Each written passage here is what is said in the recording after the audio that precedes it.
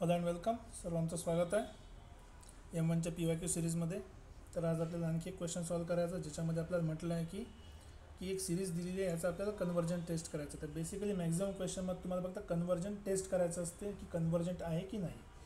मग आता तुम्ही सिरीजवर लक्ष दिलं असेल तर बघा, सिरीज एकदा बघू आपण काय. तर बघा, √2 - 1 3³ -1 plus √3 -1 4³ -1 plus √4 -1 5³ -1 and so on. जर तुम्ही सिरीजला ऑब्झर्व केलं तर ही आपली टर्म आहे n=1 साठी. पण इथे कुठे आपल्याला 1 दिसत नाही आहे. 1 दिसत नाही म्हणजे ही व्हॅल्यू जी आहे ती 1पेक्षा मोठी आहे. सो बेसिकली 1 + 1 झाला. आणि ही व्हॅल्यू किती मोठी आहे, 1 + 2 झाला, म्हणजे वाढला एक. ठीक आहे. परत इथे चेक करा. आता इथे n=2 आहे. इथे पण काय झालं आहे बघा, ही जी व्हॅल्यू आहे हे 2 + 1 झालं सेकंड टर्मसाठी, 2 + 1. आणि हा झाला व्हॅल्यू 2 + 2 साठी. राईट. सेम लॉजिक, n=3 असेल तर हा झाला 3 + 2 आणि हे 3 + 1. तर बेसिकली काय होऊ राहिलं, वरची टर्म रूटच्या आतमधली n सोबत 1ने वाढत आहे, खालची क्यूबच्या अंदरची टर्म n सोबत 2ने वाढत आहे. तर आपण जनरल टर्म काय लिहू शकतात इथे. सो देअरफॉर nth टर्म = वरची टर्म काय nपेक्षा 1ने जास्त आहे. ठीक आहे, -1. आणि खालच्या टर्ममध्ये 2 ॲड केल्यावर त्याचा क्यूब केला आहे. बाकीच्या 1ला काही टच करायची गरज नाही. ही आपली सिरीज आहे. राईट. आता एक तर आपल्याला गोष्ट नेहमीच माहीत आहे की n टेन्स टू किती आहे, इन्फिनिटी चालला आहे, की n टेन्स टू चालला आहे. तर आपल्याला याची व्हॅल्यू माहिती नाही, तर आपण 1/n घेऊ. का बरं? कारण की 1/n कुठे जाणार, 1/∞ आणि 1/∞ ॲप्रॉक्सिमेटली 0 असते. तर 1/n घ्यायसाठी आपण n कॉमन काढूया. तर n कॉमन काढला इथे, तर रूटच्या आतमधून n बाहेर निघाला, √n. आतमध्ये काय राहिलं, रूटच्या आतमध्ये 1 + 1/n राहिला. ठीक आहे. आणि इथे -1 आहे. सेम लॉजिक, खालून पण n कॉमन काढा. खालून जर n कॉमन काढला तर n बाहेर निघताना सोबत पॉवर 3 पण घेऊन निघणार, तर n³ बाहेर निघेल. इथे मिळालं तुम्हाला n तर कॉमन निघाला, म्हणजे करायला इथे 1 + 2/n³ आणि -1. परत इथे तर ऑलरेडी कॅन्सल तर होऊ शकत नाही. का होऊ शकत नाही, कारण की इथे 1 सोबत n कॉमनने काढला. तर आपण 1 सोबत पण n कॉमन काढून घेऊया.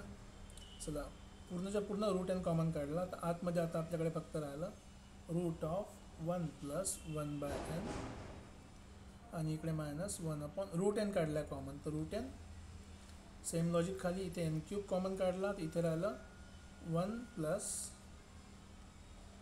2/n याचा क्यूब, आणि इथून पण n³ कॉमन निघाल्यामुळे n³. राईट. आता थोडं सिम्प्लिफाय करू शकतो. वरती पण यांचा पॉवर आहे, खाली पण यांचा पॉवर आहे. तर आपण याला काय करणार, हा यांचा पॉवर 1/2 आहे वरती, खाली यांचा पॉवर 3 आहे. याला जर मी खाली आणलं तर पॉवरचं काय होईल, सबट्रॅक्शन. सो 3 - 1/2 खाली राहिला, लक्षात ठेवा. 3 दूनी 6 मधून 1 गेला 5. यांचा पॉवर 5/6 कुठे, खाली डिनॉमिनेटरमध्ये 1/1. सो बेसिकली आपल्याला मिळालं 1/nचा पॉवर 5/6. 1/nचा पॉवर 5/6. इथे आपल्याकडे आहे 1 + 2/n³. ठीक आहे.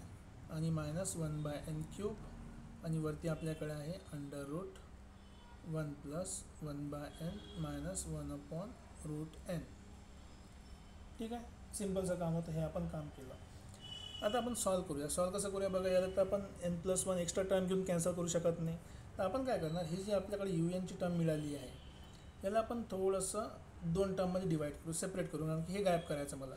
So first term let un ही आपली पूर्ण टर्म 1/n⁵ आणि ही पूर्ण टर्म की √1 + 1/n -1/√n आणि डिवायडेड बाय 1 + 2/n याचा क्यूब -1/n³.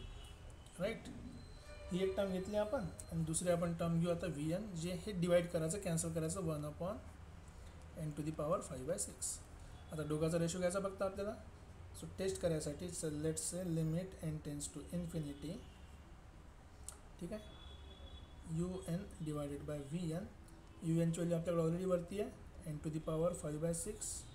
ही पूर्ण टर्म √1 1+1/n आणि -1/√n, ठीक आहे. टोटल डिवायडेड बाय 1+2/nचा cube -1/n³ total divided by, आता ही जी आहे व्हीची व्हॅल्यू ती आहे nचा पॉवर 5/6. आता ही व्हॅल्यू सेम आहे तर कॅन्सल होईल आणि आपल्याला फायनली व्हॅल्यू काय मिळाली आहे, ठीक आहे, समोर लिहू. फायनल आपल्याला जी व्हॅल्यू मिळाली ती आहे की limit n tends to infinity un/vn is equals to, करा simplify, √1+1/n -1/√n total divided by 1+2/nचा क्यूब -1/n³, राईट. आता तर आपण इझिली लिमिट पुट करू शकतो कारण की n टेन्स टू किती आहे इन्फिनिटी. इथे मी लिमिट लिहिलेली नाही, तुम्ही लिमिट लिहू शकता. Limit n tends to infinity, same condition इथे पण limit n tends to infinity,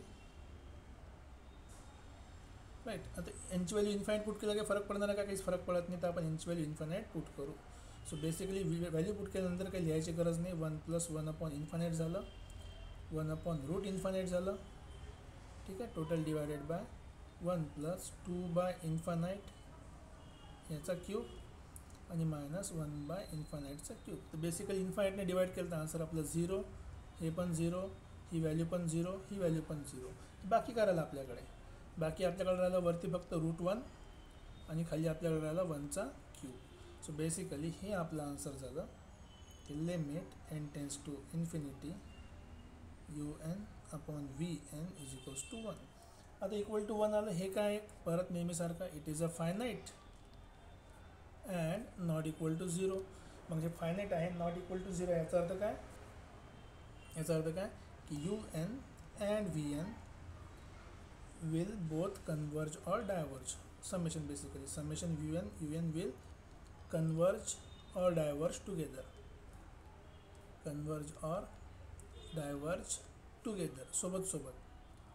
मग दोघांपैकी आपण कोणतं चेक करू शकतो, जे सोपं वाटते. सोपं कोणतं वाटते, सो देअरफॉर लेट vn जी समेशन आहे आपल्याकडे is equals to 1/n⁵ 5/2,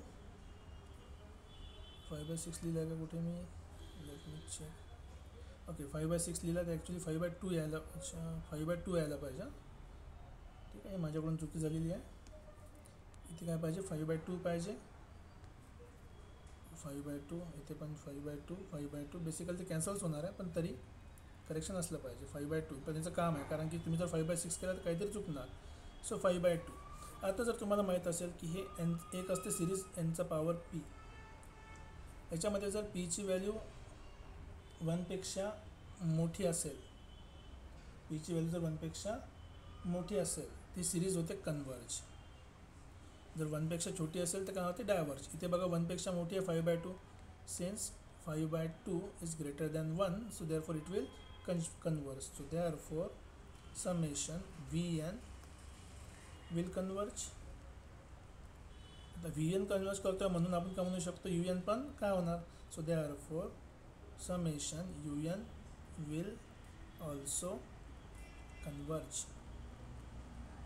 so series काय आहे, कन्वर्जंट सिरीज आहे, राईट. तशा प्रकारे आपण क्वेश्चन सॉल्व करू शकतो. काही डाऊट असेल तर कमेंट सेक्शनमध्ये लिहत चला, लाईक करत चला. भेटूया पुढच्या लेक्चरमध्ये आणखी नवीन क्वेश्चनसोबत. Till then take care, bye bye.